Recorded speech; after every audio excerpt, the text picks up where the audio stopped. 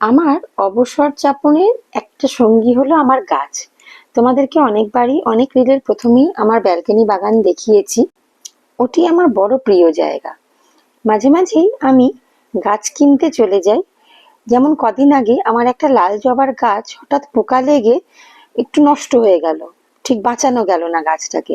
তো লাল জবা আমার কাছে আর ছিল না। আজকে সেই লাল জবাই নেব বলে চলে গিয়েছিলাম, কিন্তু বেশ কয়েকটা দোকান ঘুরেও প্রচুর ভালো ভালো গাছ দেখেও ঠিক লাল জবা আমি যেমন চাইছিলাম সেরকম পাচ্ছিলাম না। তারপরে এক দাদার দোকান থেকে একটা খুব সুন্দর লাল জবার গাছ পেলাম। সেখানে দীপ পেয়ে গেল, ওর অনেকদিন শখ ছিল একটা ছোট্ট নিম গাছ রাখবে, তো সেটাও পাওয়া গেল। আর তুলসী গাছটাও আমাদের পাল্টানোর ছিল, সেটাও ওখান থেকে নিয়ে নিলাম। আর প্রচুর ঘুরে ঘুরে গাছ দেখলাম, দেখলেই মনটা ভালো হয়ে যায়। এবার বলি এই জায়গাটা কোথায়। এটা হলো পাটুলি ফ্লোটিং মার্কেটের অপোজিটে। দোকানটার নাম মানালি নার্সারি। এবার এগুলো এনে সঙ্গে সঙ্গে মালি দাদাকে খবর দিয়ে দিলাম। এই মালি দাদাই আমার ব্যালকনি বাগানের সব গাছের দেখাশোনা করে। ব্যাস, মালি দাদাও এসে অমনি কাজে লেগে পড়লো।